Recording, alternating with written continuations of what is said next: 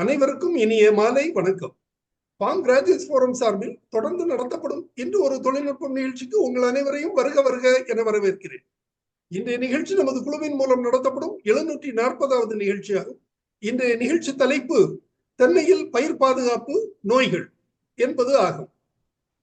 இன்றைய நிகழ்ச்சி 1/2/2025 அன்று நடைபெற்ற 733வது தொடரின் தொடர்ச்சியாக நடத்தப்படுகிறது. இந்த நிகழ்ச்சி நமக்கு வழங்கிட சிறப்பு விருந்தினராக வருகை புரிந்துள்ளார் டாக்டர் TSR ராமகிருஷ்ணன் அவர்கள். டாக்டர் ராமகிருஷ்ணன் அவர்கள் தமிழ்நாடு அரசின் வேளாண்மை துறையில் இணை இயக்குநராக பணிபுரிந்து ஓய்வு பெற்ற முன்னாள் அதிகாரி ஆவார். மேலும் இவர் சிறந்த ஒரு முன்னோடி விவசாயியும் ஆவார். இவர் திருப்பூர் மாவட்டத்தை சார்ந்தவர். வாருங்கள், அவருடன் இணைவோம், நிகழ்ச்சிக்கு செல்வோம். Doctor TSR sir, please. அனைவருக்கும் வணக்கம். மீண்டும் தென்னையில் பயிர் பாதுகாப்புல போன தடவை நம்ம பூச்சிகளை மட்டும் பார்த்தோம்.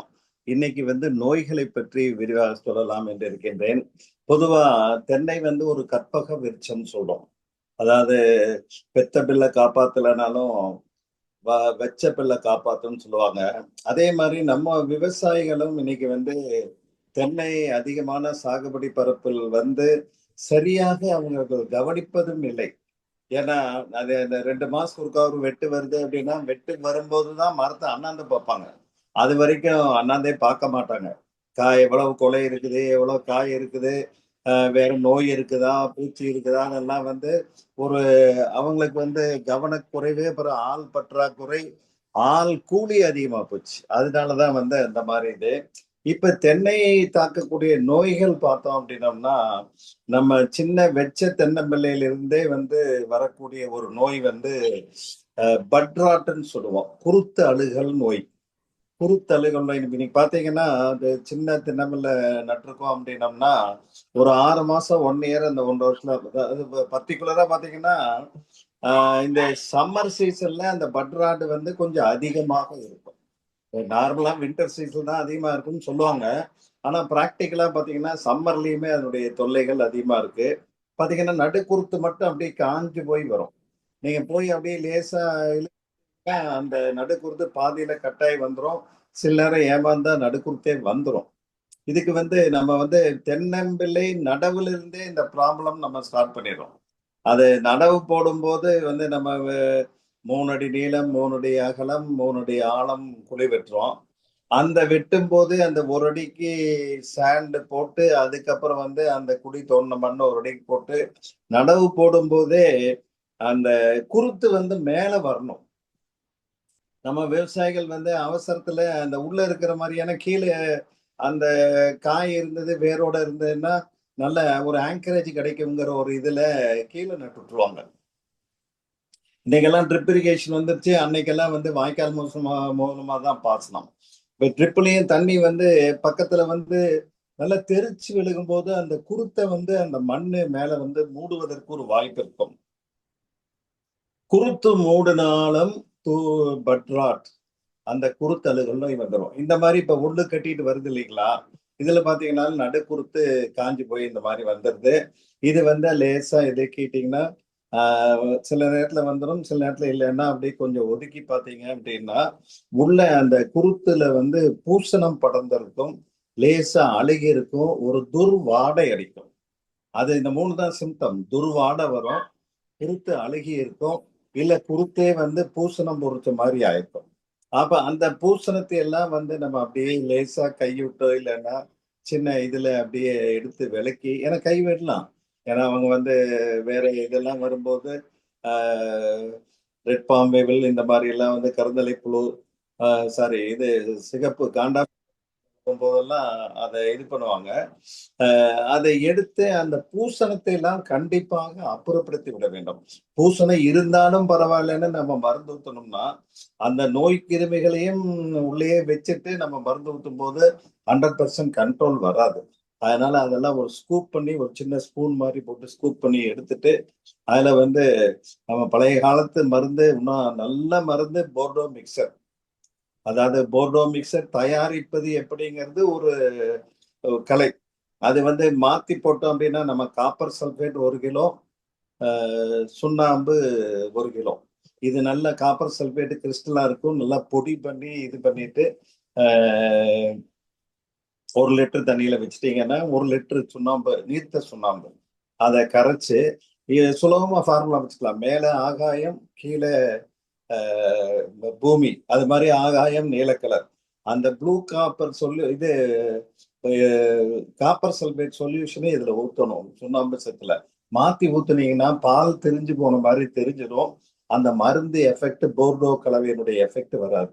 இதை கொஞ்சம் திக்கா கலந்துக்கணும். ஏன்னா நம்ம பூசணம் அந்த குருத்துல தான் போடுறோம். அந்த குருத்துல தடவும் போது அதனால நம்ம நம்ம 1 லிட்டருக்கு பதிலாக 25 மில்லி 50 மில்லி கூட எவ்வளவு மரம் பாதிப்பு இருக்குதோ அதுக்கேற்ற மாதிரி நீங்க ஒரு பேஸ்ட் மாதிரி தயார் பண்ணிட்டு அந்த பூரா அந்த குருத்துல நல்லா தடவி விட்டுட்டீங்க அப்படின்னாலே அந்த கொஞ்ச நாள்ல அந்த குருத்துல இருந்து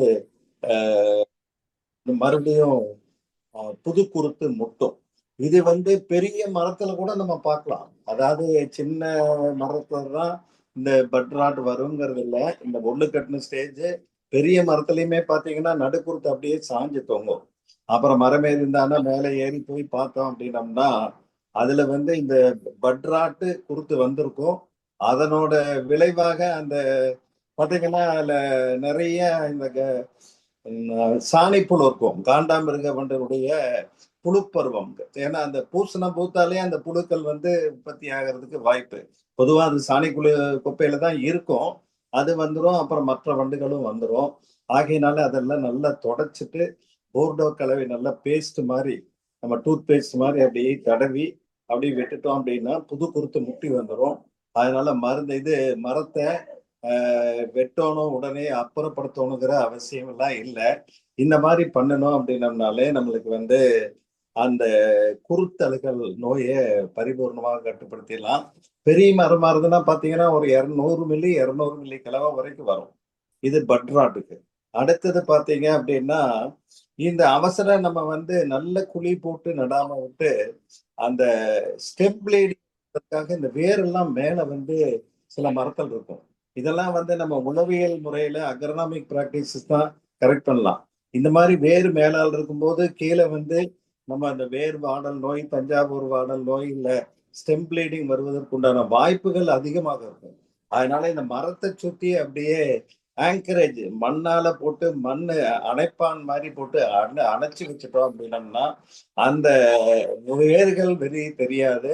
அதனால நம்மளுக்கு மற்ற நோய்களோ இதோ வருவதற்கு இது அடுத்தது ஸ்டெம் பிளேடிங். ஸ்டெம் பிளேடிங்னா மரத்து நடுவுல இருந்து இந்த மாதிரி பழுப்பு நிற திரவம் கசியும். இது அடிமரத்தை இல்ல ஒரு 4-5 அடி 5 அடி உயரம் வரைக்கும் தான் இந்த ஸ்டெம் பிளீடிங் உடைய தாக்குதல் இருக்கும். இது இருக்கிறதுனால இது பாத்தீங்க அப்படின்னா அந்த மேல மரத்தை அந்த பட்டையை லேசா கருக்கருவால சீவனிங்கன்னா கத்தியில சீவனம்னால உள்ள அந்த சோறு பதம் வந்துடும். அந்த சோறு பதத்துல அப்படியே சோத்துல ஒரு அந்த மரத்தினுடைய சோறு பகுதி தான் கீழே இருந்த நியூட்ரியண்ட்டை மரத்துக்கு மேல கொண்டு போய் அந்த மரத்தினோட வளர்ச்சிகளுக்கும் தென்னம்பால வருவதற்கும் காய்கள் பிடிப்பதற்கும் நல்ல பலமான காய்கள் பிடிப்பதற்கும் வாய்ப்பு. இதுல நம்ம போடும்போது இதனால செகண்டரி இன்ஃபெக்ஷன் புழுக்கெல்லாம் வரும். இது பாத்தீங்கன்னா இந்த ஸ்லெம் பிளேடிங்ல பாத்தீங்கன்னா அந்த பட்டையெல்லாம் அப்படியே லேசா சீவிட்டு அந்த எப்படி காப்பி நம்ம வேட்டிலையோ ஒயிட் ஷர்ட்ல கொட்டினா கரை ஆகும் இல்லைங்களா, அது மாதிரி அந்த சோத்து பதத்துல அந்த கரை இருக்கும். அது போற வரைக்கும் லேசா சீவிட்டு அதுல இதே போர்டோ கலவைய நல்லா பூரா தெளிச்சிடலாம், தேய்ச்சி விட்டுறலாம். இல்லைன்னா பழைய காலத்துல நம்ம தார் இருக்கு இல்லைங்களா, அந்த தாரை நல்லா இலக்கி அந்த தாரை கூட அப்படியே அந்த 1 அடி இல்ல 2 அடி எந்த அளவுக்கு அந்த புரை ஓடி இருக்குதோ ஒரு சைடில் தான் ஓடும். பூரா பக்கமும் மரம் பாதிப்பு இருக்காது. அது கவனிக்காம விட்டுட்டீங்கன்னா மரம் பூரா பாதிப்பாயிரு. சுத்திலும் அந்த சோறு பதம் சொல்லுவாங்க. அந்த சோறு பதம் புறையோடி இருக்கும். ஒரு மரம் ஒரு 9 சென்டிமீட்டர் இல்ல 10 அங்குல டயமீட்டர் இருக்குது அப்படின்னா நடுவுல அந்த சோறு பூரா பாதிப்பாயிருச்சுன்னா மரம் அப்படியே சாய்வதற்கும் ஒரு வாய்ப்பு இருக்கும். இந்த மாதிரி ஸ்டெம் பிளேடிங் வருவது இது கண்ணாவும் இருக்கலாம், இல்ல எல்லா பக்கமுமே அந்த மாதிரி மரத்து மேலே இருக்கலாம். சில நேரத்துல நம்ம வந்து இந்த காண்டாமிருகம் வந்து மேல வந்து அடிமட்டைக்கு கீழே ஓட்டை போட்டு இது பண்ணி அதனுடைய எச்சம் கூட அப்படியே ஃபீக்கல் மேட்டர் கீழே வரும்போது பழுப்பு நிற திரவம் வரும். நம்ம ஸ்டெம் ப்ளீடிங்க்கும் அதுக்கு வந்து நல்ல வித்தியாசம் பார்த்துக்கணும். அது அடிமட்டைக்கு கீழே இருக்கும். இது அடி மரத்திலிருந்து ஒரு 4 அடி 5 அடி உயரத்துல தான் இந்த ஸ்டெம் ப்ளீடிங்குடைய தாக்குதல் இருக்கும். என்ன பண்ணுவாங்க நம்ம மரமேறிய இல்லை மற்றவங்க அவசரத்துக்கு நல்ல மரம் நல்லா உண்டு கட்டி 20 வருஷம் 30 வருஷம் என்ன குறை வர போகுதுன்னு இந்த அருவாலை அப்படி மேல கொட்டுவாங்க. மரத்துல கொத்தி எப்படி வைப்பாங்க. அந்த அருவாள் காயத்திலேயே வந்து இன்ஃபெக்ஷன் ஆவதற்கும் ஒரு வாய்ப்புகள் இருக்கும். கூடிய வரைக்கும் நல்ல முற்போக்கான வயசா இருந்தா அருவாள் எல்லாம் மரத்துல எல்லாம் அப்படி கொத்தி வைக்க மாட்டாங்க. அது கூடிய வரைக்கும் நம்மள வந்து அவங்கள சொல்லி இந்த மாதிரி எல்லாம் பண்ணாதீங்கன்னு சொன்னோம்னா சரியா இருக்கும். இந்த மாதிரி நம்ம பண்ணும்போது அந்த ஸ்டெம் ப்ளீடிங்குடைய அட்டாக்கையும் நம்ம வெகுவா குறைச்சிடலாம். போர்டோ கலவை இல்லைன்னா கார்பன் டெக்ஸம் இருக்கிறீங்களா பெவிஸ்டின் சொல்றோம். ஒவ்வொரு ட்ரேட் நேமும் ஒவ்வொரு மாதிரியா இருக்கும். அந்த பெவிஸ்டின் வந்து அது ஒண்ணுதான் வந்து சிஸ்டமிக் ஃபங்கிசைட். மற்றது எல்லாம் போர்டோ கலவை இதெல்லாம் வந்து கான்டாக்ட் ஃபங்கிசைட் தான். அந்த இது வந்து ஒரு 10 மில்லிக்கு 1 கிராம்ங்கிற அளவுல கலந்து நம்ம கோட்டிங் மாதிரி தடவி விட்டோம்னாலே போதும். இந்த மாதிரி நம்ம வந்து போர்டோ கலவை தயார் பண்ண முடிஞ்சவர்கள் அது சுலபம். பழங்காலத்து மருந்து எப்படி நம்ம குழந்தைகளுக்கெல்லாம் தடுப்பூசி அம்மை தடுப்பூசி இந்த ஊசி எல்லாம் போறல அது மாதிரி அவ்வளவு ரொம்ப பவர்ஃபுல்லா இருக்கும். அது பாருங்க. இல்லைன்னா கார்பன்டெக்சின் ஆர் பெவிஸ்டின் ஆர் கேலிக்சின் இதுல எது வேணாலும் நம்ம பண்ணலாம். அதெல்லாம் வந்து 10 மில்லி தண்ணீருக்கு 1 கிராம் மில்லிகிராம் அந்த ஒரு கிராம் அளவுக்கு போட்டீங்கன்னா போதும். இது வந்து ஸ்டெம் ப்ளீடிங்கை வெகுவாக கட்டிப்படுத்த வரலாம். அடுத்து பார்த்தீங்க அப்படின்னா ரூட் வில்ட் டிசீஸ், வாடல் நோய். வாடல் நோயில 2 விதமான வாடல் நோய் இருக்கு. இந்த வாடல் நோய் வந்து தஞ்சாவூர் வாடல் நோய், இதை குணப்படுத்திடலாம். இன்னொன்னு வந்து கேரளா வாடல் நோய், அது வந்து குணப்படுத்த முடியாது. ஃபண்டமெண்டல் 2 தான் டிஃபரன்ஸ். தஞ்சாவூர் வாடல் நோய் பார்த்தீங்கன்னா இந்த மேல இலையெல்லாம் அப்படியே அந்த பச்சையெல்லாம் சுரண்டு போய் அதை முறுக்கிட்டு நிற்கும். கேரளா வாடல் நோய் பார்த்தீங்க அப்படின்னா உங்களுக்கு விலா எலும்பு மாதிரி அப்படியே அந்த நார்மல் அந்த இது இப்போ தென்னை ஓலை சைஸ் இல்லாம குறைஞ்சிருக்கும், சிறுத்து போயிருக்கும். அதுதான் கேரளா வாடல் நோய். நம்ம தஞ்சாவூர் வாடல் நோய் முதல்ல பார்த்துருவோம். அதுக்கப்புறம் வந்து காப்பு திறன் வெகுவாக குறைந்திருக்கும். நம்ம வந்து சாதாரணமா ஒரு நல்ல மரமா இருந்துட்டாங்க ஒரு 150 காய் ஒரு வருஷத்துக்கு 8 வெட்டுல வரும். இல்ல நல்லா ரொம்ப ஜோரா பண்ணாங்க தண்ணீர் பற்றாக்குறை இல்லை அப்படின்னா 200 காய் விலைக்கு எடுக்கலாம், அதுக்கு மேல எடுக்க முடியாது. ஆக இந்த தஞ்சாவூர் வாடல் நோய் அப்படியே மரமே சிறுத்து போய் மேல கட்சியில அப்படி நடுக்குறுத்தே சாஞ்சிரும். இந்த மாதிரி வரும்போது நீங்க அடிமரத்துல பாத்தீங்கன்னா அடிமரத்துலயும் கீழே வந்து ஸ்லைடு இல்லை. அது பாத்தீங்கன்னா இந்த காளான் மாதிரி புடைக்கும். அடிமரத்துல காளான் மாதிரி புடைச்சுது அப்படின்னா that is the critical stage. இது வந்து வேறு வெளியில் தெரியறது. காளான் மாதிரி புடைச்சு நம்ம மஷ்ரூம் இருக்கு இல்லைங்களா, அந்த மாதிரி புடைச்சு வரும். அதை வந்து நம்ம காளான் புடைச்சிருக்கு அப்படின்னு தெரிஞ்சனாலே அது கிரிட்டிக்கல் ஸ்டேஜுக்கு வந்துருச்சுன்னு தெரியும். மரத்தை ஒரு அடி தள்ளி அப்படியே கொஞ்சம் வெட்டினீங்க அப்படின்னா வெட்டிட்டு அது ஒரு அடி மரத்தில் பார்த்தீங்கன்னா பச்சையாகவும் இருக்கக்கூடாது, ரொம்ப வறண்டதாகவும் இருக்கக்கூடாது. 2 கட்டான் வேர், அந்த மாதிரி வேர்ல ஒரு பென்சில் பெருமன் உள்ள வேரை நம்ம சீவி அதுல வந்து நம்ம வந்து மருந்து ஊசி மூலமாக கட்டணும். ஊசி மூலமா சார் புதுசாலாம் சொல்றீங்கன்னு கேட்க வேண்டாம். மரத்துக்கு ஊசி போடலான்னு சொல்லிட்டு வர வியாபாரிகளே இருக்காங்க. அதெல்லாம் வேண்டவே வேண்டாம். இது ஸ்ட்ரெப்டோமைசின் 1 கிராம். அதே மாதிரி பெவிஸ்டின் கார்பன்டேஷன் சொன்ன பாருங்க, அது 1 கிராம். இல்லைன்னா blue copper 1 gram. Blue copper அல்லது பெவிஸ்டின். இது கூட ஸ்ட்ரெப்டோமைசின்ங்கிறது ஆன்டிபயாட்டிக்.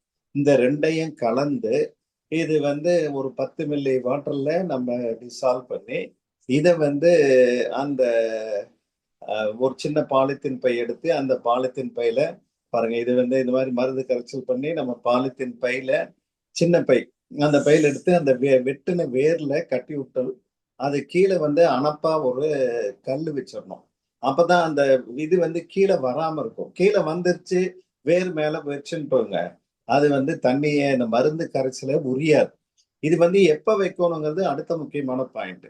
இது நம்ம தண்ணி கட்டுறதுக்கு முன்னால, இன்னைக்கெல்லாம் ட்ரிப் இரிகேஷன் போட்டாங்க, 2 நாளுக்கு ஒருக்கா 3 நாளுக்கு ஒருக்கா சொட்டு நீர் பாசனம் கொடுத்துட்றாங்க.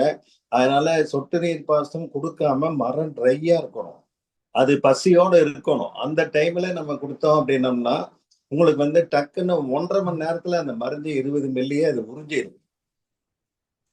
இதனுடைய குணங்கள் 15-20 நாள்லயே தெரியும். அதுக்கப்புறம் ஒவ்வொரு மரத்துக்கும் நம்ம 6 மாசத்துக்கு ஒருக்கா உரம் போட சொல்றோம். அதாவது urea 2 kilo, super phosphate 1 kilo, muriate of potash 1 kilo. இதை 2 பகுதியாக பிரிச்சு, அதாவது யூரியா 1 கிலோ, இது 1/2 கிலோ, அது 1/2 கிலோ, கூட 1 கிலோ நல்ல வேப்பம் புண்ணாக்கு. இதையும் 2ஆ ஸ்ப்ளிட் பண்ணிக்கலாம், 1/2 கிலோ 1/2 கிலோ. அதாவது மழை காலத்துல உன்னாலம் போட்டா அப்புறம் தைப்பட்டத்துல மறுபடியும் இருக்கா, அந்த மாதிரி போட்டும்போது கூட நல்ல மக்கிய தொழு உரம், நல்ல வண்டல் இல்ல குப்பை இல்ல மக்கிய தொழு உரம் இந்த மாதிரி போட்டீங்க அப்படின்னா ஆர்கானிக் மென்யூர் அதிகமா போட போட இந்த நோயினுடைய தாக்குதல் வீரியம் வெகுவாக குறைந்து. ஏன்னா இந்த மரம் நம்மளுக்கு தெரியாது, உடம்பு சரியில்லை இப்ப 2 நாள் 3 நாள் பட்டினி இருந்தோம்னா 4ஆம் நாள் தான் ட்ரிப் கொடுக்குறாங்க. எடுத்த உடனே ட்ரிப் கொடுக்கறது இல்லை. டயரியா 4 தடவை 5 தடவை ஆச்சுன்னா டீஹைட்ரேட் ஆயிட்டாங்கன்னு அடுத்த நாளே இல்லை அன்னைக்கு சாயங்காலமே நம்ம ஹியூமன் பீயிங்க்கு நம்ம சொல்றோம், மரம் சொல்லாது. அதான் வித்தியாசம். நம்மளுக்கு உடம்பு சரியில்லைங்கிறத நம்ம சொல்ல முடியும், ஆனா நம்ம அக்ரிகல்ச்சர் கிராப்ஸ் சொல்ல தெரியாது. ஆகையினால அதுக்கேற்ற மாதிரி நம்ம பண்ணோம் அப்படின்னம்னா இந்த ஆர்கானிக் மென்யூரு, வேப்ப முன்னாக்குல பாத்தீங்கன்னா இந்த அசாட்ரியாக்டின்ங்கிற ஒரு மருந்து இருக்கு. அந்த அந்த மருந்தினுடைய குணம், அந்த கசப்பு, சில பேர் இப்பெல்லாம் கடையில போய் வாங்கினீங்கன்னா அந்த வேப்ப முன்னாக்கே நல்லா வறண்டு போயிருக்கும். அந்த வேப்ப முன்னாக்க போடுறதுல பயனே கிடையாது. மினிமம் அது ஒரு 8% ஆயில் கண்டென்ட் இருக்கணும். இருந்தா தான் அதுல அசாட்ரியாக்டின் அந்த நிம்பிசலின் 2 இருக்கு. அது வேர் மூலமா அந்த கசப்பு தன்மையும் அந்த தென்னை மரம் எடுத்து நோய் எதிர்ப்பு சக்தியை அந்த மரத்திற்கு காலங்காலமாக தரும். ஏன்னா இது ஒரு ஆனுவல் கிராப் இல்லை, 3 மாசத்துல வரக்கூடிய வெங்காயமோ இல்ல 10 மாசத்துல வரக்கூடியோ கரும்போ இல்ல 4.5 மாசம் 5 மாசம் வரக்கூடிய நெல்லோ இல்ல 3.5 மாசம் வரக்கூடிய மக்காச்சோளமோ இல்ல வேற 4-5 மாசம் வரக்கூடிய காய்கறிகளே அல்ல. ஒரு சீசன்ல நல்ல டால் ஹைபிரிடா இருந்ததுன்னா உங்களுக்கு 60-70 வருஷம் இருக்கும். சாரி, டால் இருந்ததுன்னா 70 வருஷம் இருக்கும். ஹைபிரிடா இருந்தா 40-50 வருஷம் இருக்கும். இதுலயே இந்த டுவார்ஃப் எல்லோ ஹைபிரிட், அந்த பாத்தீங்கன்னா ஹைபிரிட்ல டுவார்ஃப் எல்லோ பேரண்ட் ஃபீமேல் பேரண்டா இருக்கிறது பார்த்தீங்கன்னா இந்த நோய் எதிர்ப்பு சக்தி எல்லாம் அதிகம். அதனால கூடிய வரைக்கும் இந்த ஹைபிரிட்ல டுவார்ஃப் எல்லோ ஃபீமேல் பேரண்டா வச்சிருந்தாங்கன்னா நம்மளுக்கு அந்த அளவுக்கு நோய் தாங்கக்கூடிய சக்தி நன்றாக இருக்கும். அதனால நோய் எதிர்ப்பு திறன் வரும். இன்னைக்கு எல்லாமே டால் வெரைட்டிலேருந்து டிடி டிஎன்டி இல்லை டிஎன்டி ஹைபிரிட் போயிட்டாங்க. டிங்கிறது ஃபர்ஸ்ட் ஃபீமேல் டுவார்ஃப் டால், அந்த மாதிரி 2 குணாதிசயங்களையும் மிக்ஸ் பண்ணி அந்த ஹைபிரிட் விகர் கிடைக்கிறதுனால அந்த மாதிரி பண்ணும்போது இந்த தஞ்சாவூர் வாடல் நோயை வெகுவாக கட்டுப்படுத்தி விடலாம். அதே மாதிரி நீங்க இந்த இரிகேஷன் பண்ணும்போதும் சரி இல்ல சொட்டு நீர் பாசனம் பண்ணியிருந்தாலும் சரி, ஒரு மரத்துல இருந்து தண்ணீர் இரிகேஷன்ல தான் ரொம்ப முக்கியம். ஏன்னா வாய்க்காலா அந்த மரத்துக்கு பாஞ்சிட்டே இருக்கும். நீங்க நோய் தாக்கின மரத்துல இருந்து மறுபடியும் தண்ணீர் அடுத்த ஹெல்த்தியான மரத்துக்கு பாய்ச்சக்கூடாது. ட்ரிப் இரிகேஷனா இருந்ததுன்னா அதை நம்ம கண்ட்ரோல் பண்ணிக்கலாம், தண்ணியில ஒன்றும் ப்ராப்ளம் இல்லை. இது தண்ணி இந்த சாயில இருக்கிற அந்த நோய் கிருமிகளையும் அடுத்த மரத்துக்கு கொண்டு போய் இது பண்ணும். எங்கெல்லாம் ட்ரிப் இரிகேஷன் இல்லையோ, அதாவது சில பக்கம் தோட்டத்துல பாத்தீங்கன்னா இந்த வாய்க்கால்ல மரம் ஒரு 40 மரம் சால் மரமா போட்டிருப்பாங்க, ஒரு சைடு 2 சைடு. அந்த மாதிரி மரமா இருக்கும்போது கண்டிப்பா ட்ரிப் போட்டிருக்க மாட்டேங்காங்க, வாய்க்கால்ல தண்ணி போயிட்டு இருக்கும். அந்த மாதிரி மரமா இருந்தது அப்படின்னா நடுவுல அந்த மரம் வருதுன்னா அந்த மரத்துக்கு விட்டுட்டு தான் நம்ம அந்த பாதிக்கப்பட்ட மரத்துக்கு தண்ணி கட்டிட்டு அதுல இருந்து ஹெல்த்தியான மரத்துக்கு தண்ணீர் பாய்ச்சக்கூடாது. இதுதான் முக்கியமான பாயிண்ட். இதை குறிச்சிட்டீங்கன்னா சரி, வேற ஒண்ணும் இல்லை. அடுத்து கேரளா வாடல் நோய். கேரளா வாடல் நோய் பாத்தீங்கன்னா அந்த மேல தென்னை மரம் உச்சியில பாத்தீங்கன்னா அந்த லீஃப் சைஸ் எல்லாம் டுவார்ஃப் ஆயிரும். எப்படி நம்ம முரணை விழுந்துருச்சுன்னு சொல்றோம் பாருங்க, மிளகாயில கத்திரிக்காய் தக்காளி எல்லாம் முரணை விழுந்தா மேல குடுத்து குத்தா இதெல்லாம் இருக்கும். அது மாதிரி இல்லாம நம்ம வந்து மேல தென்னை மரத்திலேயே அந்த மாதிரி வரும் பாருங்க. இந்த மரம் பார்த்தீங்கன்னா இலை சிறுத்து போயிடும். இந்த மாதிரி இருந்ததுன்னா கேரளா வாடல் நோய். இது காப்பே வந்து வெகுவாக குறைந்து விடும். என்ன தஞ்சாவூர் வாடல் நோயில கீழே காளான் புடைக்கும், இதுல காளான் புடைக்காது. வேறே அப்படியே நஞ்சு போயிடும். வேறு தோண்டி பார்த்தீங்கன்னா ஒரு அடி தள்ளி வேறு வந்து நஞ்சு போயிருக்கும். அதே மாதிரி இத்து போயிருக்கும். அங்க வந்து ஒரு துர்வாடையே அடிக்கும். இதுதான் கேரளா வாடல் நோய். அதனால கேரளா வாடல் நோய்னா கவர்மெண்ட் சப்சிடியே ஒரு அமௌண்ட் முதல்ல 250 கொடுத்துட்டு இருந்தாங்க. இப்ப அதிகப்படுத்திருக்காங்கன்னு சொன்னாங்க. ஒரு அக்ரிகல்ச்சரல் ஹார்டிகல்ச்சர் ஆஃபீஸர் அதை இன்ஸ்பெக்ஷன் பண்ணிட்டு அந்த மரத்தை வெட்ட சொல்லிட்டு அப்புறம் தான் சப்சிடி ரிலீஸ் பண்ணுவாங்க. அதனால டக்குன்னு மரத்தை வெட்டுறதுக்கு நம்ம சொல்ல வேணாம். அவங்க பார்த்துட்டு இந்த இதெல்லாம் கன்ஃபார்ம் ஆச்சு அப்படின்னா நீங்க மரத்தை வெட்ட சொல்லுங்க. வெட்ட சொல்லும் போது இந்த மானியமா அந்த சீலிங் கொடுப்பாங்க, இல்ல அந்த சப்சிடி அமௌண்ட் கவர்மெண்ட்ல கொடுப்பாங்க. தூரத்துல இருந்து பார்த்தா இந்த ஒரு பிளைட் அப்பியரன்ஸ் மேல மரத்துல பாத்தீங்கன்னா அந்த டாப்பு பூரா இன்னைக்கு வந்து ஸ்பைரல் ஒயிட் ஃபிளை கள்ளிப்பூச்சி எல்லாம் கம்பைன்டு எஃபெக்ட். எல்லா தென்னந்தோப்புலயும் வந்து உங்களுக்கு வந்து ஸ்பைரல் இது ஒயிட் ஃபிளை வந்தாச்சு. அதனால இப்ப மரம் ஏறி மருந்தடிக்கிறதுக்கு நம்ம விவசாயிக போறதே இல்லை. ஏன்னா 20 அடி இப்ப மரம் ஏறி காய் பறிக்கிறதுக்கே ஆள் இல்லை. இங்க எல்லாம் வந்து குச்சி வச்சுட்டு 20 அடி குச்சியை வச்சுட்டு அந்த குச்சியை நம்மளால தூக்க கூட முடியாது. அவன் எப்படி அந்த கையில பேலன்ஸ் பண்ணி குச்சியை அப்படியே பிடிச்சி அந்த குலையை வெட்டுறாங்க. அதனால அவங்க எப்போ நிறைய பேர் நான் இன்னும் பார்த்து கேட்டேன், மருந்து அடிங்கன்னா அடிக்க மாட்டாங்க. சரி நீங்க நல்லா காப்பில் காய் இருந்ததுன்னா காயை போட்டுட்டு அதுக்கப்புறம் நீங்க மருந்து வேணாம் வேர் மூலமா கொடுத்துருங்க, வேற வழி இல்லை. ஏன்னா அது வந்து ஒரு போனஸ் மாதிரி. எப்படி ஆடிப்பட்டம் இந்த இதுக்கெல்லாம் வந்து என்ன கல்யாண சீசன்ல ஒரு ஷர்ட் எடுத்தா ஒரு ஷர்ட் இனாம், ஒரு சாரி எடுத்தா ஒரு சாரி இனாம் கொடுக்குறான் இல்லையா? அது மாதிரி போனஸ் நீங்க கருந்தலை புழுவுக்கோ காண்டாமிருக வண்டுக்கோ இல்ல ஸ்லக் கேட்டர்பில்லருக்கோ இல்ல ரெட் பாம்பிவில்க்கோ இது இல்ல இது நத்தை புழுவுக்கோ இல்ல மேல வந்து கள்ளிப்பூச்சி இருக்குது இல்ல இதெல்லாம் இருக்குதுனாலே இந்த ரூட் மூலம் ஃபீட் பண்ணீங்கனாலே மோனோக்ரோட்டோபாஸ் தான். நம்ம வந்து நோயை பத்தி பேசிட்டு இருக்கோம், டைவர்ட் ஆகல. வந்தங்காட்டிக்கு அதை சொல்றேன். ஏன்னா இப்ப வந்து எல்லா தென்னந்தோப்புலயும் வந்து உங்களுக்கு combined attack spiral white fly கள்ளிப்பூச்சி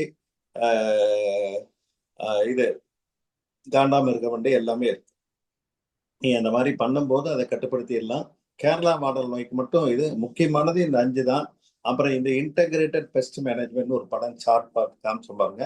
integrated management for இது வருஷம் ஒரு 2 தடவை நீங்க 6 மாசத்துக்கு ஒருக்கா ஃபார்மியார்டு மென்யூர் இது மாதிரி ஏதாவது ஒன்று போடணும். ஒரு வேப்ப முன்னாக்கு 1 கிலோவே 1/2 கிலோவா 2 இதுக்கு பிரிச்சு போடணும். யூரியா சூப்பர் பொட்டாஷ் இந்த மாதிரி 3ஐயும் கலந்து பிரிச்சு போடணும். அதே மாதிரி பீரியாடிக்கல் கிளீனிங், அடிமட்டையெல்லாம் நல்லா கரெக்டா கிளீன் பண்ணணும். அதே மாதிரி நம்ம வந்து எடுத்த உடனே மருந்து அடிக்காம நம்ம வந்து சிலதுக்கெல்லாம் பேரசைட் எல்லாம் வந்துருச்சு. அந்த பேரசைட் ரிலீஸ் பண்ணலாம், இல்ல ட்ராப் வைக்கலாம், எல்லோ ட்ராப் இந்த மாதிரில வச்சோம் அப்படின்னோம்னா இது ஃபெரமோன் ட்ராப் எல்லோ ட்ராப் எல்லாம் வச்சு நம்ம வந்து மற்றவற்றையும் கட்டுப்படுத்திக்கலாம். இந்த மாதிரி நோய்கள் வரக்கூடிய சமயத்தில் தான் இந்த மாதிரி நம்மளுக்கு ப்ராப்ளம்.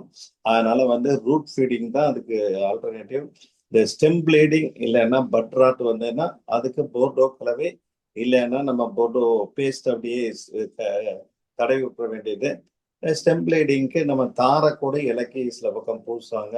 அந்த புறையோடுனதை வரைக்கும் எடுத்துடணும், எடுத்துட்டு பூசணும், இல்லைன்னா அது கேட்காது. ஆக இந்த முறையில நீங்க இதெல்லாம் பண்ணீங்க அப்படின்னா தென்னை மரத்தை தாக்கக்கூடிய பலவிதமான நோய்களையும் ஒருங்கிணைந்த வகையில கட்டுப்படுத்தி நம்ம தென்னை மரத்துடைய மகசூலை ஊக்குவிக்கலாம். அதே மாதிரி உள்ள இன்டர் கிராப்பிங் பார்டர் கிராப்பிங் இந்த மாதிரி ஏதோ ஒன்று பண்ணும்போது அகர்னாமிக்கல் இந்த டில்லேஜ் கொடுத்துட்டே இருக்கும் இல்லைங்களா? நீங்க டில்லேஜ் கொடுத்துட்டே இருக்க இருக்க அந்த மண் வளம் நல்லாகும். அதே மாதிரி ஏதாவது கிரீன் மணியூர் கிராப்ஸ் போட்டு அப்படியே மடக்கி உழுதுட்டீங்கன்னா ஆர்கானிக் கண்டென்ட்டை இன்க்ரீஸ் பண்ணலாம். இன்னைக்கு இந்த மாதிரிலாம் பண்ணி தென்னை மரத்தினுடைய மகசூலை அதிகரித்து எல்லா வளமும் பெற வேண்டும், வருமானத்தை ஊக்குவிக்க வேண்டும் என்று கேட்டுக்கொண்டு நிறைவு செய்கின்றேன். நன்றி டாக்டர் TSR சார். உங்களுடைய தகவல்களுக்கு மிக்க நன்றி. இதுவரை தென்னையில் பயிர் பாதுகாப்பு நோய்கள் தொடர்பான தகவல்கள் வழங்கப்பட்டது. வழங்கியவர் டாக்டர் TSR ராமகிருஷ்ணன், முன்னாள் வேளாண்மை இணை இயக்குனர், திருப்பூர் மாவட்டம். தற்போது கேள்வி நேரம் ஆரம்பமாகிறது. நமது குழுவில் இணைந்துள்ள நண்பர்கள் இந்த நிகழ்ச்சி தொடர்பான தங்கள் கருத்துக்களையும் கேள்விகளையும் கேட்டு தெளிவு பெற்றுக் கொள்ளலாம் என்று தெரிவித்துக் கொள்கிறேன். சார், இந்த தென்னையை பொறுத்தவரையில அதாவது குறும்பை உதறுவது ஒரு பெரிய பிரச்சனையா இருக்குது. அது எந்த நோய்கள்னாலே இருக்குதா, சத்து பற்றாக்குறை மட்டும்தான் அதற்கு காரணமா, அல்லது பூச்சிகளும் அதற்கு காரணமா, அது தொடர்பான தகவல். பட்டன் ஷெட்டிங் அப்படிங்கிறது ஒரு பிரச்சனையா இருக்குது. இந்த பட்டன் ஷெட்டிங், அதாவது குறும்பை உதறுதல், இதற்கு பூச்சி காரணமா அல்லது நோய்கள் காரணமா அல்லது சத்து பற்றாக்குறை மட்டும்தான் காரணம்? சத்து பற்றாக்குறை. அதுல முதல்ல நம்ம பேரிங் வரும்போது சார், 3 வருஷத்துல பேரிங் வந்தாலும், டால் வெரைட்டி 4, 5 வருஷத்துல பேரிங் வந்தாலும், மூக்குள்ள வரைக்கும் சளிங்கிற மாதிரி ஒரு 1 இயருக்கு பட்டன் ஷெட்டிங் 50% to 60% இருந்துட்டு தான் இருக்கும். அதனால 1 இயர் கழிச்சு ஒரு 5 வருஷம் 6 வருஷத்துக்கு அப்புறம் பட்டன் ஷெட்டிங் அதிகமா இருக்குன்னா கண்டிப்பாக நம்ம நுண்ணூட்ட சத்து பற்றாக்குறை அந்த மண்ணுல கண்டிப்பாக இருக்கும். அதுக்கு நம்ம தென்னை நுண்ணூட்ட சத்து கலவை இருக்கு இல்லைங்களா, அது ஒரு மரத்துக்கு நம்ம ஒரு 25 கிராம்ங்கிற அளவுல இதை நம்ம ஃபெர்டிலைசரோட யூரியா இதோட கலந்து போட்டோம்னா அது அன்அவைலபிலிட்டி ஃபார்முக்கு போயிடும். அதனால இந்த எல்லா மருந்து இதுமே நம்ம உரங்களுமே ஆர்கானிக் கண்டென்ட், அந்த ஆர்கானிக் ஆசிட், ஃபோலிக் ஆசிட் மாதிரி இருந்தா தான் அது கரைஞ்சு வேறு மூலமா போகும். அதனால நம்ம தொழு உரத்தோடு கலந்து போடும்போது அது கரைச்சு உடனே ஃபீட் பண்ணும். அதனால வருடம் ஒரு முறை நம்ம அந்த தென்னை நுண்ணூட்ட சத்து நம்ம டிபார்ட்மெண்ட்லயே நம்ம சாமின்ல தான் தயார் பண்றாங்க. இப்ப எல்லா இதுலயுமே இருக்கக்கூடிய 2-3 மாவட்டத்துக்கு ஒரு மாவட்டத்துல இதுல லேப்ல தயார் பண்ணி கொடுத்துட்றாங்க. நம்ம அக்ரிகல்ச்சர் எக்ஸ்டென்ஷன் சென்டர்லயும் இருக்கு. அதே மாதிரி பிரைவேட் கடையிலயும் தனியார்கள் வச்சிருக்காங்க. ஆனா அதுல இருக்கிறதுல இந்த 5 சத்து இருக்குதான்னு பார்க்கணும். Zinc sulphate, manganese sulphate, magnesium sulphate, copper sulphate, boron, இந்த 5 இருந்ததுன்னா தான் அது ஒரு ஃபுல் பிளெஜ்டு மைக்ரோ நியூட்ரியன்ட். அந்த கண்டென்ட் இருக்கக்கூடியவங்க பிரைவேட் யாரா இருந்தாலுமே நம்ம தாராளமா வாங்கலாம். ஏன்னா நம்ம டிபார்ட்மெண்ட்ல கொஞ்சம் விலை கம்மி, நம்ம அந்த ஷோகி எல்லாம் பண்ண மாட்டோம். அவங்க நல்ல ஒரு டெக்கரேட்டிவ் பேக்கிங்கு, அதுக்கு ஒரு பை இதெல்லாம் கொடுத்துருவாங்க. அதனால மக்கள் அங்க கவர்ந்து போயிடுறாங்க. சப்ஜெக்ட் இந்த 5 எலிமெண்ட் இருந்ததுன்னா தாராளமா எங்க வேணாலும் வாங்கி போடலாங்க சார். கண்டிப்பா அதை யூரியா ஆர் பொட்டாஷ் அது இதோட மிக்ஸ் பண்ணி போட வேண்டாம். நம்ம குப்பையோட இல்ல கலந்து போட்டோம்னா நல்லா இருக்கும் சார். Okay okay sir. அதாவது வழக்கமாக NPK, அதாவது யூரியா, சூப்பர் பாஸ்பேட், பொட்டாஷ் ஆகிய உரங்களை 1.5 அடி ஆழத்துல நாம போடுறோம். தொழு உரத்தோடையோ ஏதோ கலந்தோ தனியாவோ போடுறோம். இதை மேல அதாவது எல்லாத்தையும் உரத்தை போட்டு மூடின பிறகு மேலால ஒரு பக்கெட் தண்ணியில கரைச்சி விடலாமா சார்? போட்டோம்னாலும் சரி. சும்மா ஒரு நம்ம நல்லா அந்த நீங்க எல்லாம் பாத்தீங்கன்னா இன்னைக்கு பாத்தி சீவறதுக்கே ஆள் கிடைக்க மாட்டேங்கிறான். இன்னைக்கு எல்லாம் டிராக்டர்ல நம்ம இந்த ரொட்டவேட்டர் மாதிரி ஒரு இது இருக்கு. அதுல 10 ரூபா ஒரு மரத்துக்கு 10 rupees கொடுத்தா டக்குன்னு சீவி ஒரு பாத்தியே பிடிச்சு கொடுத்துட்றான். அப்ப உள்ள நல்ல டில்ட் இருக்கும், மண்ணு நல்ல இலக்கமா இருக்கும். அது இலக்கமா இருக்கும்போது நீங்க ட்ரிப் இரிகேஷன்ல போகும்போது ஆட்டோமேட்டிக்கா அதுலயே கரைஞ்சிடும். அப்புறம் இன்னொரு கேள்வி சார், அதாவது இப்போ TNAUல இருந்து கோகனட் டானிக் அப்படின்னு சொல்லி ஒண்ணு கொடுக்குறாங்க. அது தொடர்பாக தகவல் தெரிந்தால். அதுதான் சார், ரொம்ப அந்த காலத்துல நம்ம சர்வீஸ்ல இருக்கும்போது தஞ்சாவூர்ல இருந்து கோகோ டானிக்னு சொல்லிட்டு 10 ரூபாய்க்கு ஊசி போடுறோம்னு சொல்லி ஒரு மரத்துக்கு 10 ரூபாய் மேல வாங்கிட்டு ஊசி போடுவாங்க. நம்ம ஆகர் மூலமா ஊசி போடும்போது அதே ஒரு நம்ம டேமேஜ் டிசீஸ் வருவதற்கு ஒரு ஓபனிங் பண்ணிடுறோம். நீங்க பாத்தீங்கன்னா இந்த ஜைலம் ஃப்ளோயம் வெசல் போகும்போது இந்த ஊசி போட்ட மருந்து உள்ளேயே அப்சர்வ் பண்ண விடாது, அது அப்படியே அங்கேயே தான் நின்று இருக்கும். நீங்க வெளியில அவங்க ஒரு மண்ணாங்கட்டி வச்சு இல்லைன்னா ஒரு கல்லு வச்சு களிமண் வச்சு மறைச்சிடுவாங்க. இல்ல சிமெண்ட் வச்சு மறைச்சாலும் நீங்க ஒரு மாசம் கழிச்சு பாத்தீங்கன்னா அவன் 20 மில்லி 50 மில்லி செலுத்துனா பாதி அப்படியே தான் இருக்கும். ஆகையனால அந்த ஊசி எல்லாம் வேண்டாம். இப்ப கோகோ டானிக்னு கொடுக்குறாங்க. கோகோ டானிக்னு ஒரு ஹெர்பல் ஸ்ப்ரே மாதிரி அங்கேயே கொடுத்துட்றாங்க. பட் அது எல்லாமே பயங்கர காஸ்ட்லிங்க. வந்து நம்ம இந்த மைக்ரோ நியூட்ரியன்ட் அண்ட் என்பிகே காம்ப்ளெக்ஸாவோ இல்ல யூரியா சூப்பர் பொட்டாஷாவோ வருஷம் நம்ம அந்த ஒரு மரத்துக்கு urea 1.3 kilo, 1.2 kg, potash 2 kg. அதுல ஒண்ணும் தப்பு இல்ல. Yes, yes. Then the boron சத்து, boron deficiencyனால சில பிரச்சனைகள் தென்னையில அதிக அளவுல வர்றதா சொல்றாங்க. அது என்ன பிரச்சனை, அதை எப்படி எதிர்கொள்வது? அதான் போரான் இது வந்தாதான் உங்களுக்கு பட்டன் ஷெட்டிங் அதிகமாகிறதுக்கு காரணம். அது தவிர வேற ஏதாச்சும் பிரச்சனை இருக்கா? தேங்காய் வெடிக்கிறது, டார்க் கிரீன் அந்த தோகையெல்லாம் வராது. அது உங்களுக்கு வந்து நிறைய சர்க்கோஸ்பரா ஸ்பாட், அந்த ஸ்பாட் இதெல்லாம் வந்து லீஃப் ஸ்பாட் டிசீஸ்லாம் நிறைய வருது. நம்ம யாரும் தான் மேல மருந்து அடிக்கவே மேல போறது இல்லையா? ஹைட்ரி ஸ்ப்ரேயர் கொடுத்தோம், ஏன்னா மேல மருந்து அடிக்க முடியாதுன்ட்டு ஹைட்ரி ஸ்ப்ரேயர் கீழே 20 அடி வரைக்கும் அடிக்கலாம்.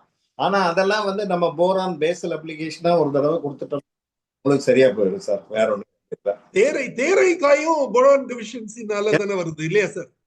தேரைக்காய் ஊடு பயிர்களாக தென்னையில ஏதாச்சும் பயிர்கள் போடுறதுக்கு சாத்தியக்கூறு இருக்குதா? தாராளமா நிறைய இன்னைக்கு எல்லாம் 3 டயர் கிராப்பிங் வந்துருச்சு.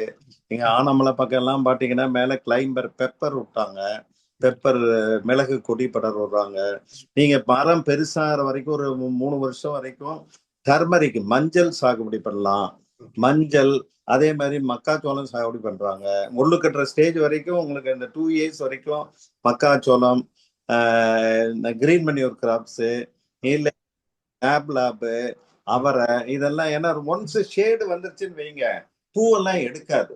பூ எடுக்காத பயிர் பாத்தீங்கன்னா நம்ம மஞ்சள் ஒண்ணுதான். சில பக்கம் பாத்தீங்கன்னா நட்மைக்கே போட்டுக்கிறாங்க, ஜாதிக்காய் இதெல்லாம் வந்து. அதே மாதிரி 4 தென்னை மரத்துக்கு நடுவுல ஒரு வருஷம் அப்படியே வாழை பயிர் சாகுபடி பண்றாங்க. இங்கெல்லாம் பாத்தீங்கன்னா இந்த மேட்டுப்பாளையம், நம்ம தருமபுரி சைடு, ஈரோடு, அந்தியூர் சைடு எல்லாமே இப்ப பாக்கு மரம் போட ஆரம்பிச்சிட்டாங்க. பாக்கு வந்து நல்ல ரேட்டுக்கு போயிட்டு இருக்குது. அதனால வந்து நீங்க அந்த 2 வருஷம் பாக்கு போடுறாங்க. 5 அடிக்கு ஒரு பாக்கு சீலிங் வேணும் நட்டு விட்டா பாக்கு இன்னைக்கு நல்ல விலைக்கு போகுதுங்க, நல்ல ஈல்டு. அதனால வந்து என்ன வாட்டர் ஷார்டேஜ் இருக்கக்கூடாது. அது வந்து நிறைய தண்ணி குடிக்கும். அதனால நீங்க அதுக்கேற்ற மாதிரி நல்ல அபண்டன்ட் வாட்டர் சப்ளை இருக்கு. சம்மர்ல நீர் பற்றாக்குறை ஏற்படும்னா கண்டிப்பா பாக்கு நான் ரெக்கமெண்ட். அதனால தாராளமா இங்கெல்லாம் வந்து பாத்தீங்கன்னா நம்ம தர்மபுரி சைடு, நம்ம கோயம்புத்தூர் சைடு, மேட்டுப்பாளையம், அன்னூர், சிறுமுகை, அந்த சத்தியமங்கலம், அந்தியூர், பவானி, இங்க எல்லாமே வந்து பாக்கு அதிகமா. நம்ம ரிட்டையர்டு அடிஷனல் ஸ்ரீரங்கன் சார் கூட தென்னந்தோப்புலயே பாக்கு அந்த மாதிரி நிறைய பேர் போட்டுட்டு இருக்காங்க. பாக்க நல்ல இன்கம் வேற நல்லா இருக்கு இன்னைக்கு. அதனால வந்து மிக்சர் கிராப்பிங் இல்ல 3 டயர் கிராப்பிங் மாதிரி கண்டினியூஸா பண்ணிட்டே இருக்கலாம், ஒன்றும் ப்ராப்ளம் இல்லைங்க சார். எல்லாம் பாத்தீங்கன்னா உங்களுக்கு வந்து பனானா இங்க தாண்டினோம்னாலே, நம்ம பழனி தாண்டினாலே பூரா பனானா இன்டர் கிராப்பா இருக்கும் எல்லா பக்கம் தென்னந்தோப்புல எல்லாம்.